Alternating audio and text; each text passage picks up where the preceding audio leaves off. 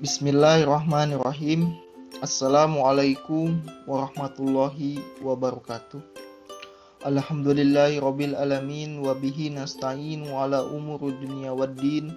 Wassalatu wassalamu ala asrafil anbiya'i wal mursalin wa ala alihi wa sahbihi ajma'in. Amma ba'd. Yang saya hormati Bapak, Ibu dosen, yang saya banggakan, kawan 2020. Dalam kesempatan ini, izinkan saya, Dul Awan Nuri Suryadi dengan MPM 207006071 akan menjelaskan tentang perancangan sistem pakar untuk mendeteksi hama dan penyakit pada tanaman cengkeh berbasis website. Seperti yang kita ketahui bahwasanya perkembangan teknologi informasi saat ini sangatlah maju, semakin memudahkan manusia untuk melakukan pekerjaan-pekerjaan yang ada. Komputer sudah mempengaruhi segala aspek kehidupan manusia. Tak dapat dipungkiri, komputer dapat menyelesaikan masalah dan persoalan. Salah satu cabang ilmu komputer yang dapat membantu manusia adalah kecerdasan buatan. Kecerdasan buatan merupakan salah satu ilmu komputer yang dapat membuat agar komputer melakukan pekerjaan seperti dan sebaik yang dilakukan manusia. Salah satu cabang dari kecerdasan buatan adalah sistem pakar atau express system. Di kesempatan ini, saya membagi ke 4 ilmu pengetahuan yang nanti akan digabungkan menjadi sebuah aplikasi web base yang dapat mendeteksi hama dan penyakit pada tanaman. Oke, sini ada sistem pakar, kedua ada faktor kepastian, 3 hypertext web processor, keempat my structure query language.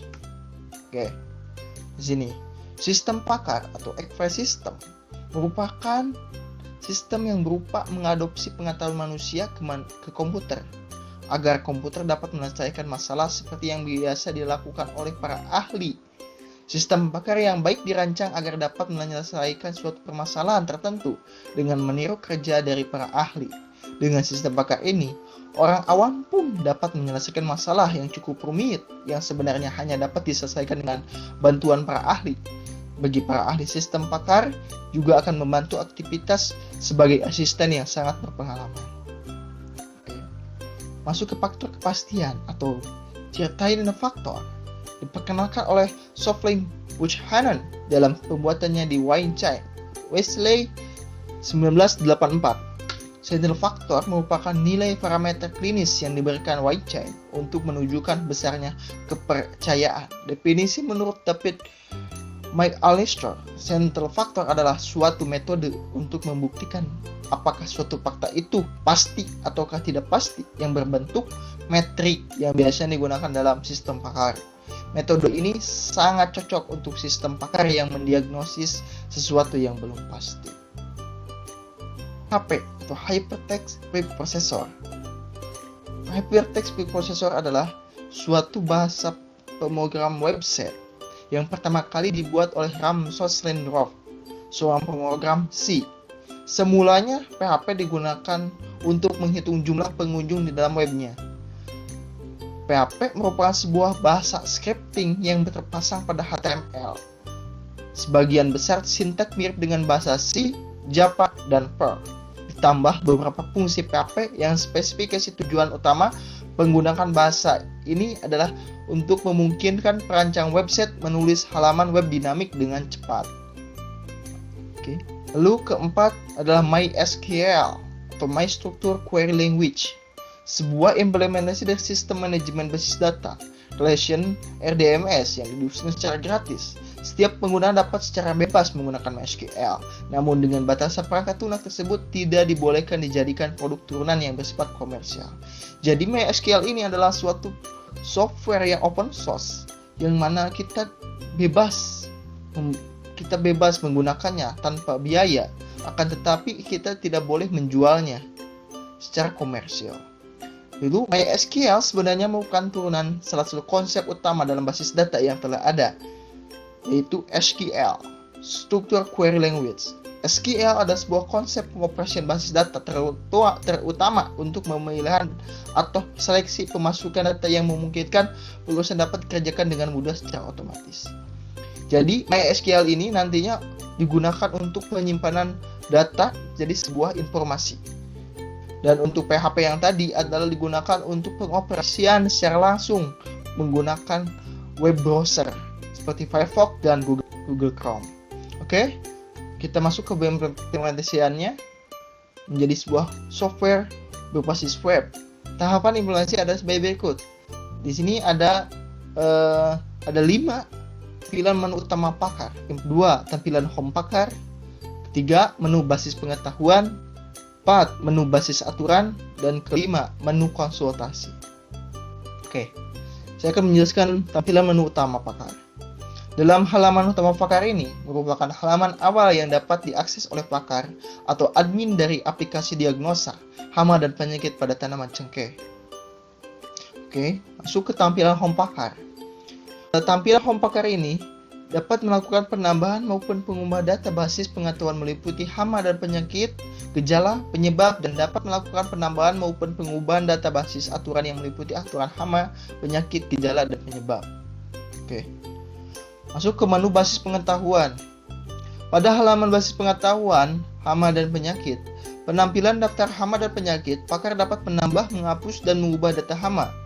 Pada halaman pengetahuan gejala, ini pakar dapat menambahkan, penghapusan, dan mengubah data dan gejala. Sama. Jadi, pada halaman basis pengetahuan penyebab ini hampir sama yang tadi, ada halaman penyebab pengetahuan. Dari sini ada halaman basis pengetahuan, penanganan. Jadi semua ini digunakan untuk pakar bisa menambahkan, mengurangi atau menambah data. Masuk ke basis aturan. Pada halaman basis aturan, gejala menampilkan daftar gejala dengan berdasarkan penyakit. Pakar dapat menambahkan dan menghapus aturan gejala. Menu halaman basis aturan penyebab penampilan daftar penyebab berdasarkan penyakit. Pakar dapat menambahkan, menghapus, dan atau aturan penyebab. Pada halaman basis aturan penanganan ini menampilkan daftar penanganan berdasarkan penyakit. Di sini pakar dapat menambahkan atau mengurangi lagi. Jadi menu basis aturan ini digunakan untuk oleh pakar dapat mengatur halaman gejala, penyebab, dan penanganan. Oke. Masuk ke menu konsultasi. Dalam menu konsultasi ini merupakan halaman khusus untuk user untuk konsultasi masalah hama, penyakit, atau penanganannya bagaimana. Penanganan cengkeh bagaimana? Konsultasi dimulai dengan gejala-gejala yang tampak pada tanaman cengkeh. Jadi ada diagnosanya. Di sini contohnya contoh user memiliki gejala daun mengering. Ini nanti ada kodenya GL10, ranting mengering, atau GL11, permukaan ranting terdapat lubang gerakan berdiameter kurang lebih 1,8 mm.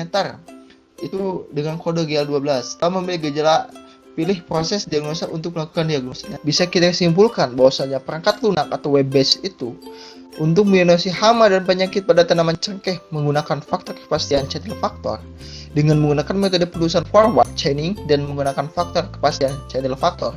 Sistem mampu melakukan diagnosa penyakit berdasarkan gejala-gejala yang dipilih oleh user. 3. Bobot nilai tiap gejala berbeda sehingga dapat mempengaruhi nilai channel faktor. 4. Aplikasi sistem pakar ini dapat mempermudah para petani cengkeh dan mengambil suatu keputusan secara cepat, tepat, dan akurat sehingga dapat membantu dalam penanganan suatu hama dan penyakit yang menyerang tanaman cengkeh. Sekian yang bisa saya sampaikan. Mohon maaf bila ada kesalahan, tolong koreksi. Akhirul kalam, wassalamualaikum warahmatullahi wabarakatuh.